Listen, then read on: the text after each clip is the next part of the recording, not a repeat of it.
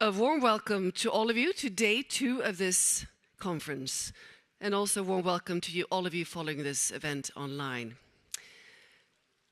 What a day it was yesterday, huh? And judging from all the energy that I picked up in the workshops, you're still at it, and you will be still at it for a long, long, long time, because this is a long race. It's not a sprint, it's a marathon, right?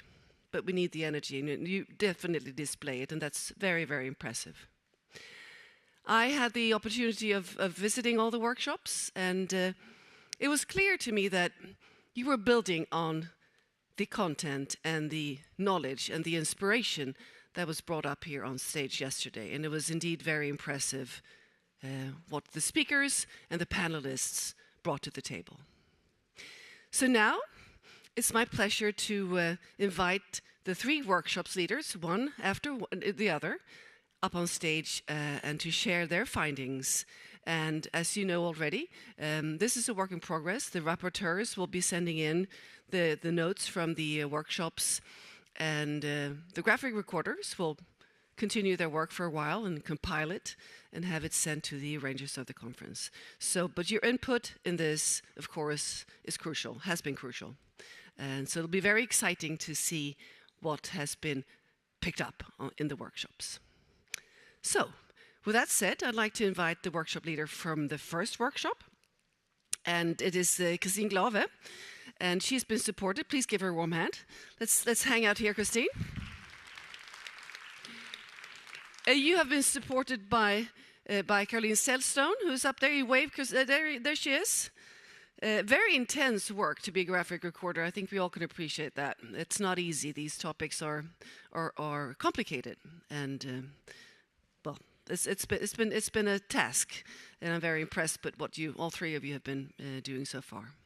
So, Christine, let's bring up the slide, the first slide here, and I guess we run it like this. We look at each slide, and then you'll talk about sort of the conclusions from the entire workshop. Perfect.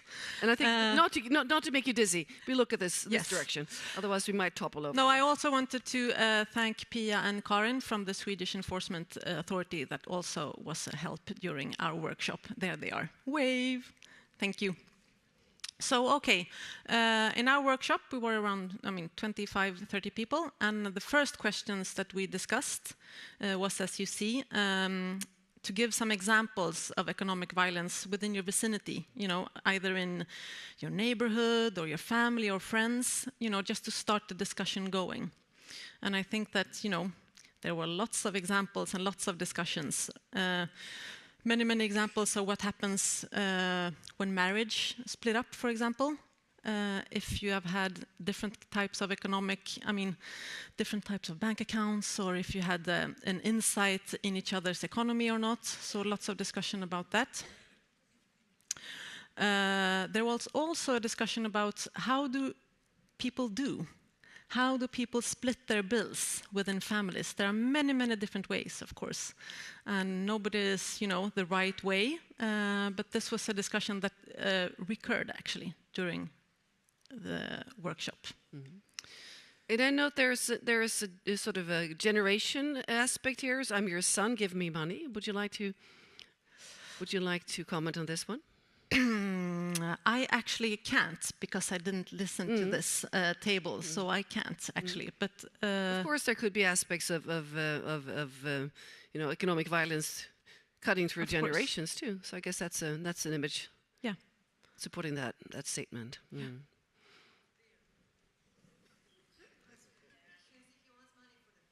Yeah, for the beer. There's a beer on course. top of his head. Yes, well. Mm. And I'm your son. I want to have beer. Please give me beer. Yes. Would you like to proceed to the next? Yes, please. Here we go. There it is. Okay. So the next question that we discussed was, to propose or provide examples of measures to increase. I think actually I skipped. I think we're going back. There you go. Here we go. Examples of effective methods to prevent economic violence. And here, of course, were many, many different suggestions and discussion. Of course, education and awareness raising came up repeatedly also. the fact that education and awareness raising should begin at an early age, but also to raise awareness and knowledge within the professionals, for example, in agencies, so that the questions always is risen when you meet a woman, for example, that seeks help for something else, that you always raise the question also about economic violence, because that tends to, you focus on other stuff first. There were also, of course, partner loans, partner taking out loans in your name, of course, comes up, because that is a huge problem. And many times the woman is not aware that the loan is being taken in her name, for example. And we talked about the possibility of having, banks working together to try to prevent that from happening, to actually have some sort of measure to be sure that it's the person who actually takes the loan who signs the bill. This sounds like a no-brainer, to be frank. This should be legal. It should be.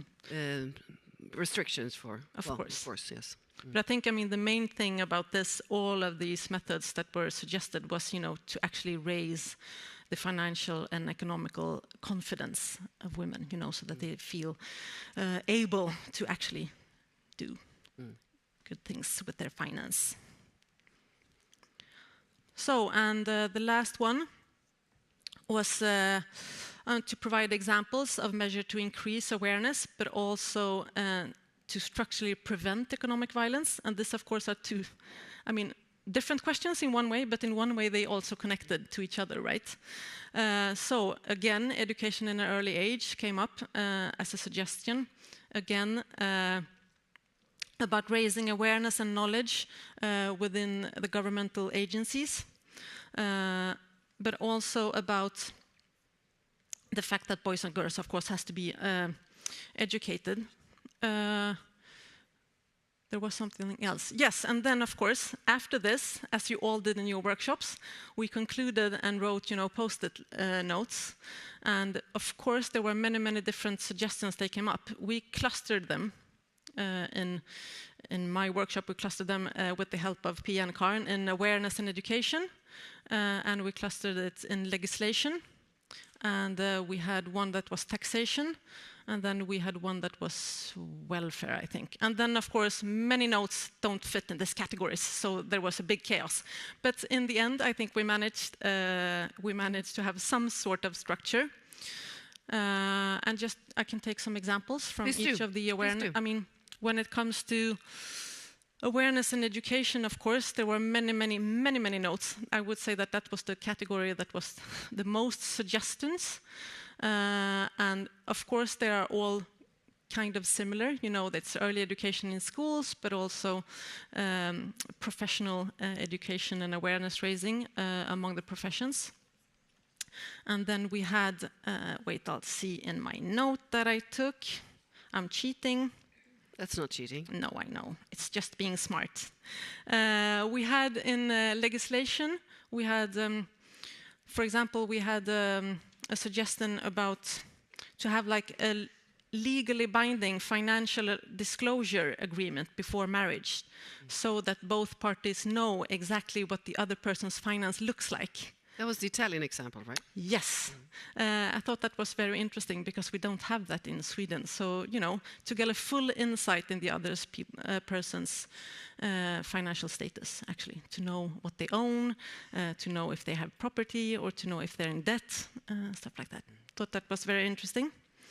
We also, of course, had the suggestion of criminalization of economic violence, to have it in the same level as other violence. In the taxation category, we had, of course, individual taxation, which is very important.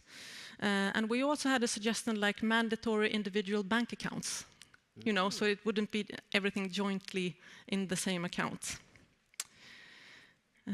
What else? Yeah, I think, those... Excellent. And all of these suggestions will be compiled into a document that will be fed into to the system of the organizers. Many, many, many post-it notes. A lot of work. Well, good work. Well, thank you very much, Christine, and thank you, you co-facilitators at this workshop, and of course, all of you participating and sharing your passion for this question. Thanks. Thank you. And Christine, of course, of all. Of course, of course. I was a bit slow there. Thank of course. So, workshop number 2. Anna Collins Falk, would you please join me? And you were supported by Frida Adamsson, who was the main recorder for yesterday here in the plenary session.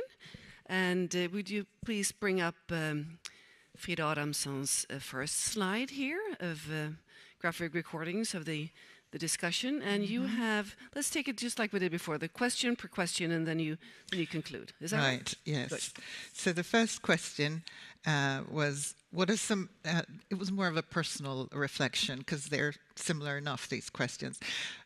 What is some of your experiences of preventing and combating sexual harassment and gender-based violence in the world of work?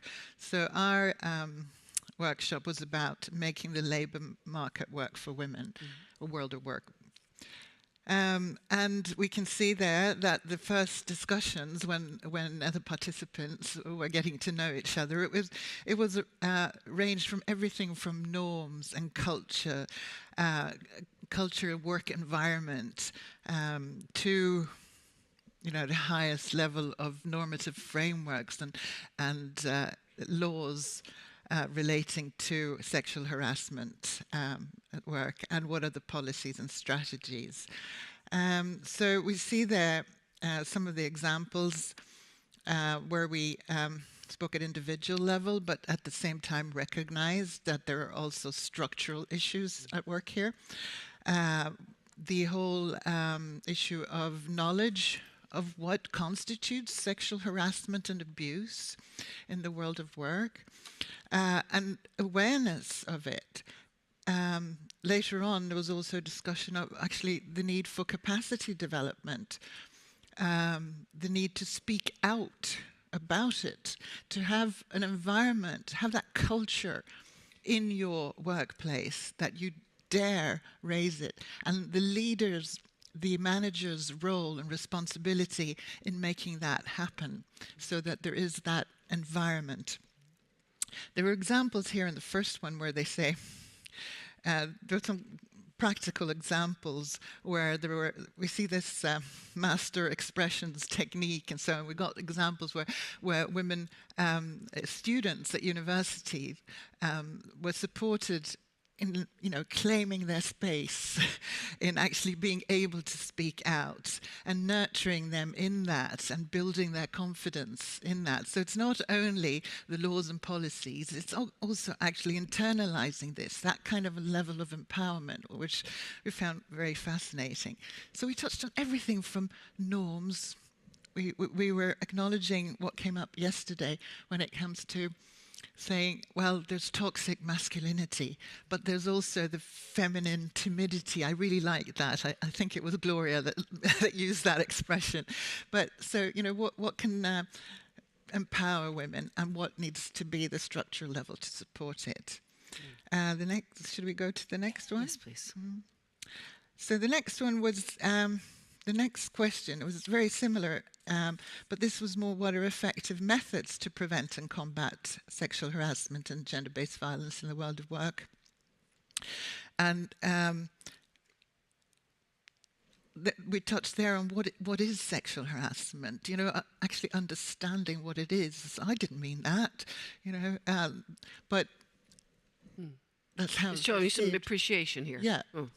So there's also the having the courage to stand up and actually having the courage to say, look, I've been impacted and affected by this. We even had an example of how difficult it can be and challenging in an honor-related context. Women or girls who live in an honor-related context, if they experience sexual harassment at work, they can't actually get the support of their families, because the stigma that would entails. So not only are they victimized, they're also the double issue of not being able to raise that at home, not getting that support. So the intersectional approach of actually who are the most vulnerable here and supporting that. But we also touched on, there were a lot of examples of working with men and boys and also having safe spaces for men to understand that what you are doing actually amounts to, both your words, your actions amounts to this.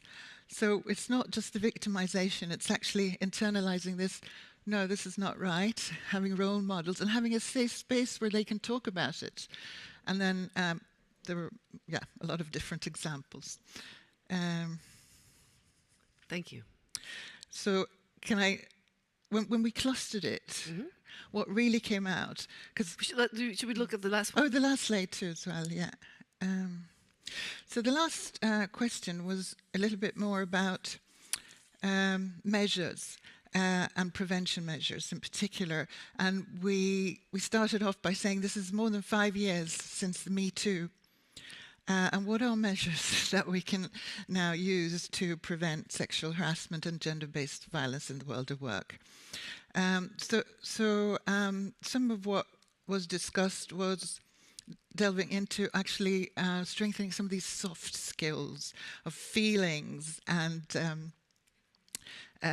being able to talk about it in the workplace, creating that. I think I started by saying that because we start there and then we repeat some of these questions when we talk about it in the next question. But the role of governments as well when it comes to legislation, the role of policies. And then we said, well, it's not only that we have to have laws and policies, we actually have to implement it. And there has to be accountability that something is done. And it has to be clear. And it has to be made easy. You can see they're made easy and policies. But then there's that little, you see the person running yes. away. You see, how do you keep qualified, competent women then? We had good examples from Skanska, but from exactly. this yesterday, yes. So it's like, employees, they will quit if there's no change. So this is important. It's not only important for the individual, their rights and the work environment, and that it makes sense, productivity, we heard all of that. But, if you want to keep good people, create that environment and put it on the table, on the agenda, and clear legislation and the normative framework. So when we were doing the clustering, that's actually what came out. We had all these diverse examples from all the different actors, whether you're from trade unions, from NGO working with men, to government, from member states and so on. And yet, when all these post-it notes went up, it's like, right, we've got legislation, we've got awareness raising, clear policies, the accountability for that, but also then working with the norms and the kind of norms and gender roles and that power dynamic. And then the whole supporting thing. If we're looking at prevention, start early. What is the role of education, working with young people already to address this? Even though we're talking about work, these things need to be addressed early. So we have amazing lists of examples, but we then very clearly came up with this holistic, wide range of examples. So I'm so impressed by this group. They worked so hard and they shared so much. And I think we will make use of this. Thank you so much. Excellent. So the round of applause goes to the facilitators, but also to the participators. Thank you. And of us, of course. Oh, my boss. Thank you very much. Thank you. Thank you very much. Again. And the last workshop, Maria Melin from the Swedish Agency for Participation.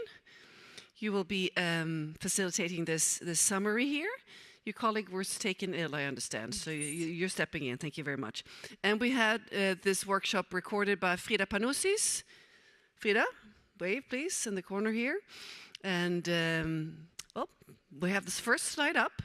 Yes. Let's take it slide by slide. Yes. let's do that.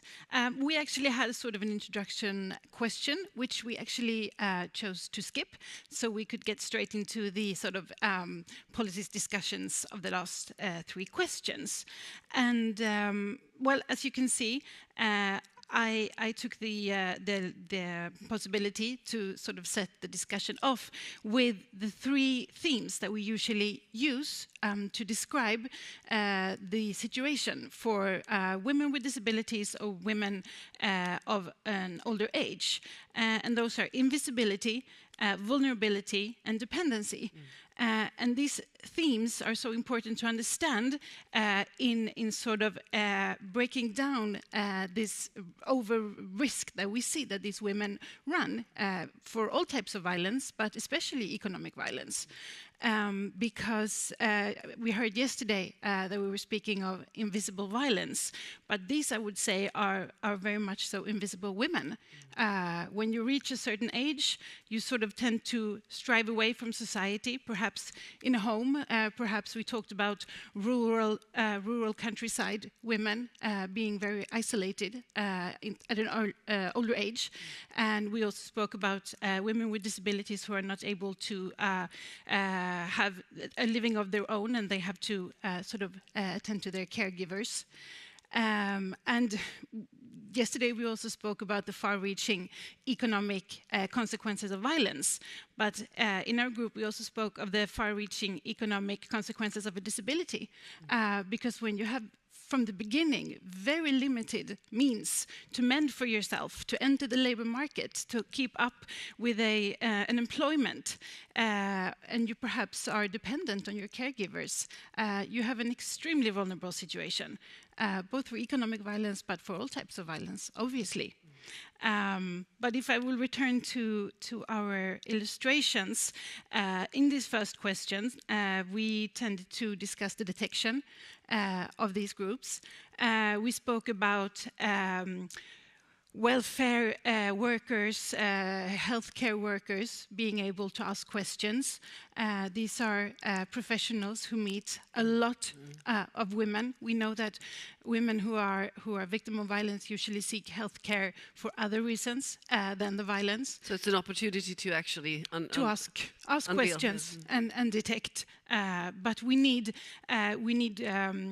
action plans, we need questionnaires, we need means and methods that also sort of compromise the situation for women who, we heard about norms earlier, who sort of do not reflect the norm of age and functionality in society.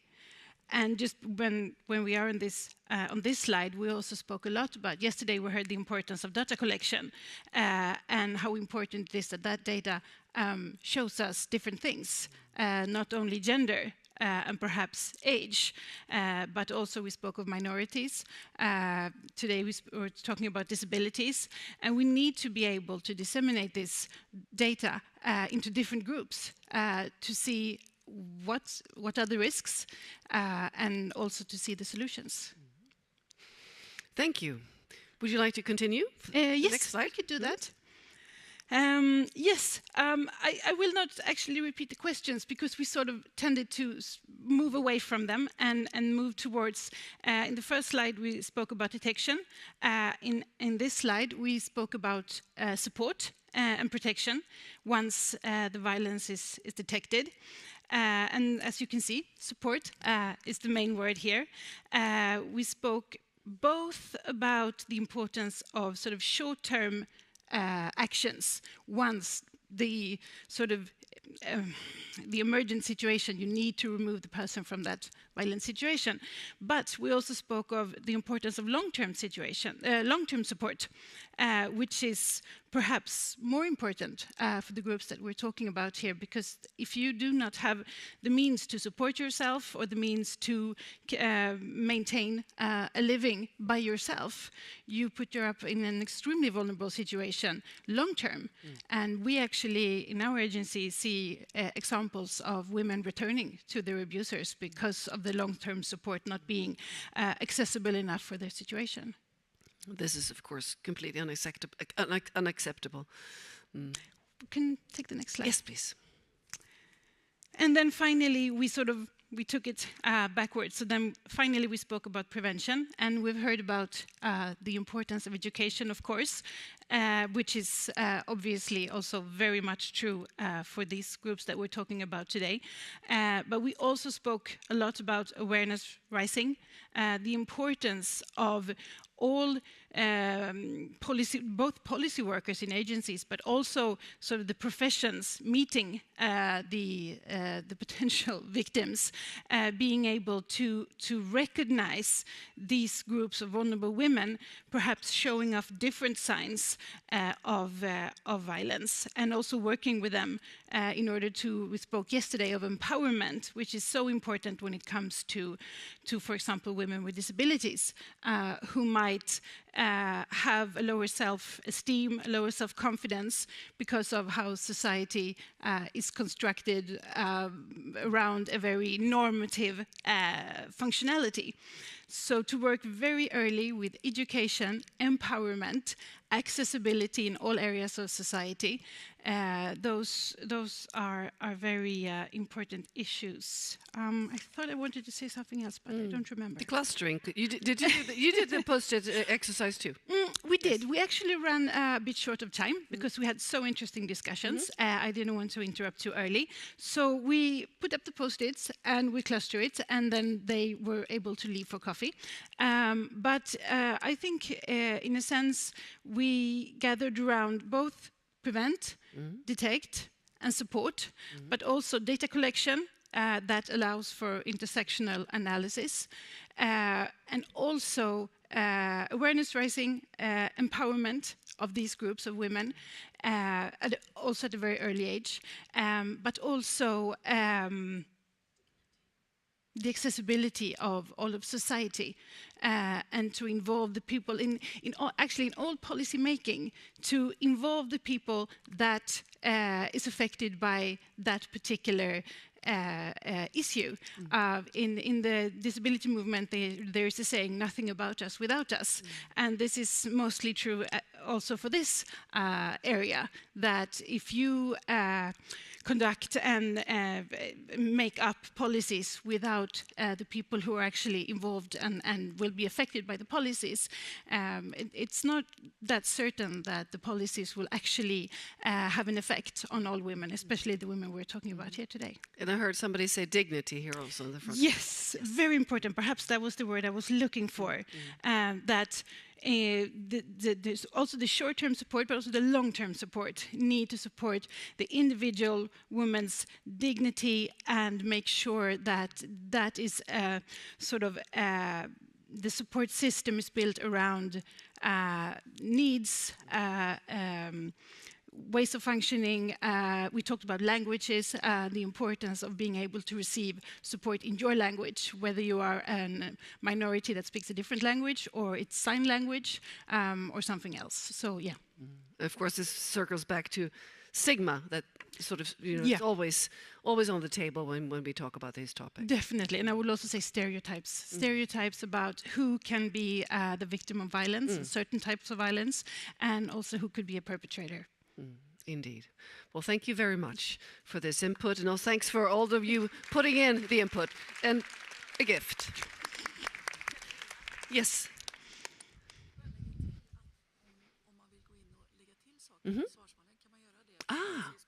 Perfect. Josephine here just said that if you would like to add to the questionnaire that you were working on in the workshops, it's open until Monday. So you can, if you wake up tomorrow morning, it's like, woof, I forgot this. Put it in, please, because this is very valuable information that you're all bringing to the table. Speaking of valuable, Katarina here and Jonas, fantastic work again.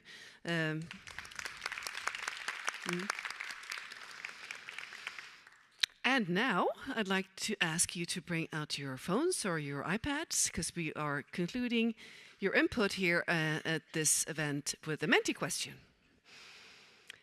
Because we'd like to know, the organizers, of course, what you are bringing with you out into the world. So we have the code, 2983 0382. So please log in.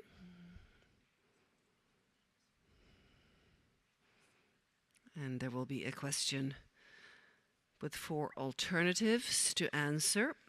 And the question at hand is, what will you act on based on the input from this conference? Here we go.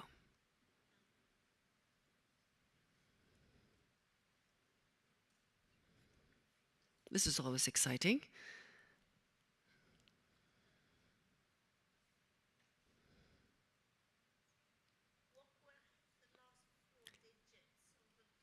Sorry, the last 2 digits. Can we flip back just for a second? Because, oh, you go. It's up there.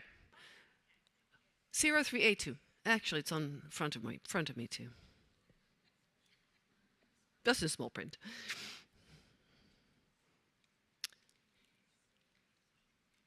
Still ticking up.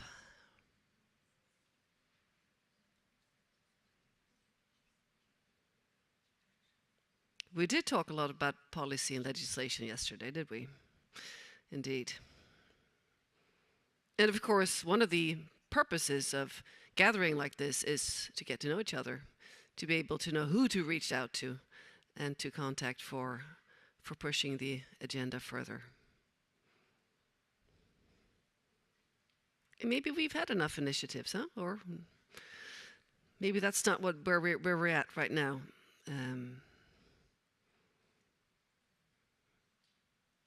Well, it looks like the meter has stopped ticking. So, close call between push for stronger policy or legislation and reach out to delegates to collaborate. Well, thank you very much for your input.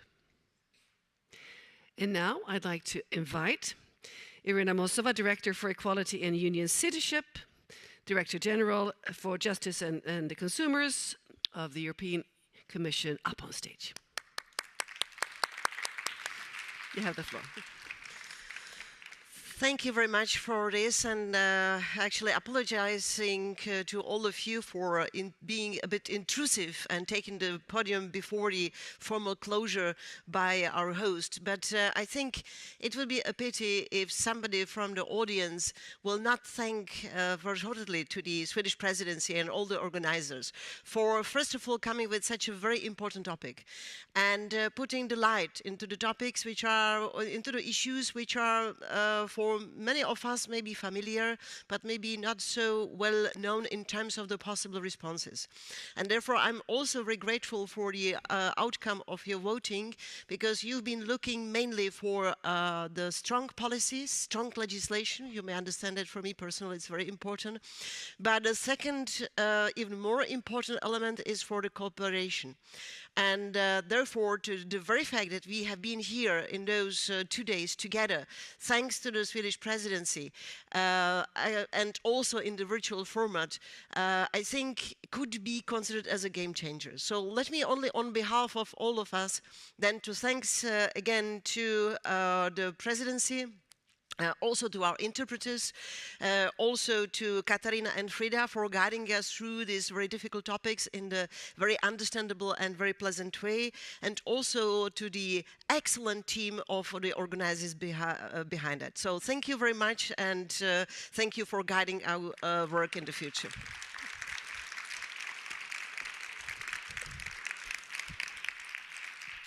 Well, thank you very much for your kind words. And now, to conclude this event, I'd like to welcome Martin Andreasson, State Secretary to Sweden's Minister for Gender Equality and also Deputy Minister for Employment, to give your final words.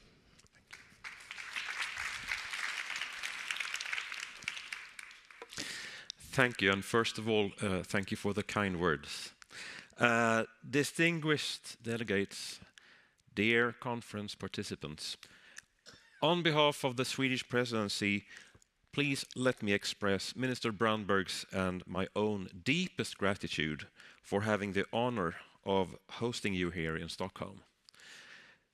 In organizing this conference, we were hoping to plant a seed for new ideas and approaches on how to prevent and combat gender-based violence.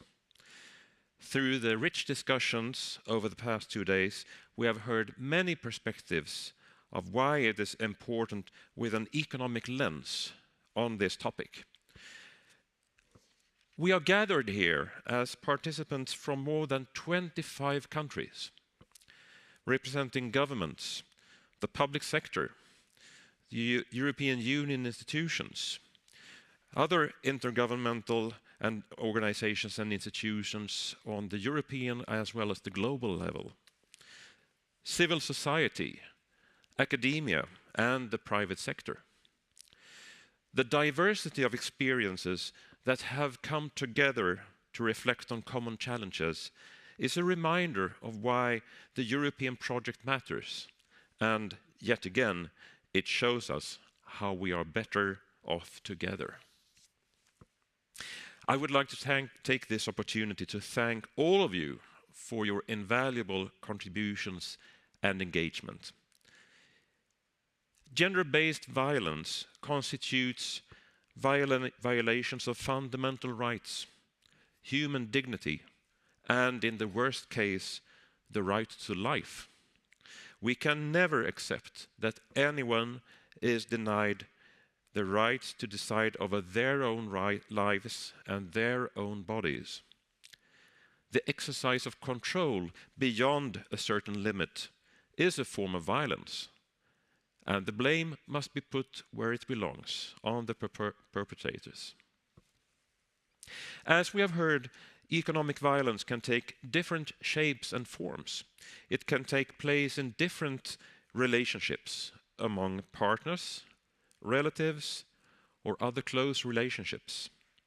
Economic violence can result in a victim being economically and financially dependent on an abusive partner. It can also mean that the partner is using economic violence as a way of controlling the other person. It can be pervasive, it can be far-reaching. And also, as stated by Iris Luarasi, president of Grevio, economic violence often serves as a gateway to other forms of violence. One of the first actions of the government which I represent was to announce that we will start the process of drafting and adopting new long-term national strategies targeting at combating men's violence against women, as well as honor-related violence and oppression. To strengthen this field, here are some measures that I see need to be taken. We need to put more focus on violence prevention, and it must start in early years. In the prevention of violence against women, we must pay particular attention to young people and increase our ability to detect intimate partner violence also among young people, as well as boys' violence against girls. Society in general and schools in particular must address destructive gender stereotypes from an early stage in life. Effective methods and ways of working should be spread nationally as well as internationally. To eradicate men's violence against women and also the harmful practices such as honor-based violence and oppression, we need appropriate instruments and measures as well as building on research and knowledge. And as EIGE emphasizes, reliable and comparable data and statistics are needed. Let me also share some additional reflections on what has been put forward by participants in this conference. I myself was deeply touched by Cecilia Nilsson's testimony and her path to rebuild economic confidence. I am so grateful that Cecilia Nilsson and Olga Persson from the Women's Shelter Association Unison agreed to share their story and reflections with us here at the conference. When you hear a personal story like this, it speaks for itself why we need to direct more spotlight on economic violence and the connection between economic independence and gender-based violence. Another takeaway from yesterday's session on preventing gender-based violence in the world of work was how important it is that more people, and especially men, become aware and contribute to raise awareness of sexual harassment at the world of work. And we also heard this restated in the summing up of this day's workshops. Concerning this, we also need to combat impunity, and sanctions must be put in place for perpetrators to change their behavior. I would also like to especially welcome the statement made by Commissioner Dalli, underlining that gender-based violence is a top priority for the European Union. And I can assure you that the Swedish presidency will give priority to the Istanbul Convention and carry on the excellent work of the Czech presidency. Furthermore, the presidency will continue the negotiations on the directive on combating violence against women and domestic violence. As common consent is needed among the member states, the discussion needs to continue in order to enable the process to move forward. The Swedish presidency intends to make that happen. As mentioned previously, we are living in times of crisis. Russia's unprovoked invasion and war against Ukraine is on all our minds. And then, not least, the accelerating climate and environmental crisis. Times of crisis often increase the risk of women being subjected to men's violence, as we well know since the pandemic started. The same applies to victims of honor-based violence and oppression, as well as prostitution and trafficking. We must bear this in mind and step up the fight against gender-based violence. I would also like to take the opportunity to thank our eminent moderator, Katarina Rolfdotter Jansson, for wisely guiding us.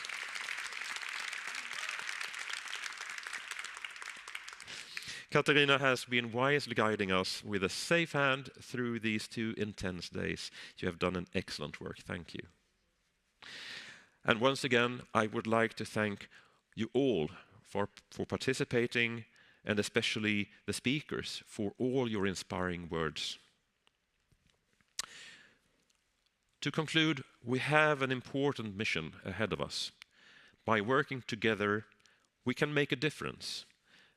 With joint effort, we can continue the marathon race that Katarina mentioned, in order to realize the vision of a gender-equal Europe, where all women and girls, all men and boys, in all their diversity, can live their lives in freedom and to their full potential.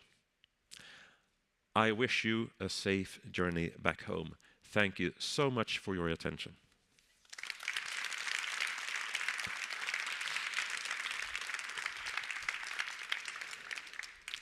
Well, thank you very much for your appreciation. Now, just some final practical information from my side here. There is joint lunch with a high-level group for gender equality, and you meet at the information desk. And there's also a family photo session for this group. And there are packed lunches for those of you that need to travel. And that's it. Thank you so much for all your wonderful participation. It's been a true pleasure on my behalf. Thank you.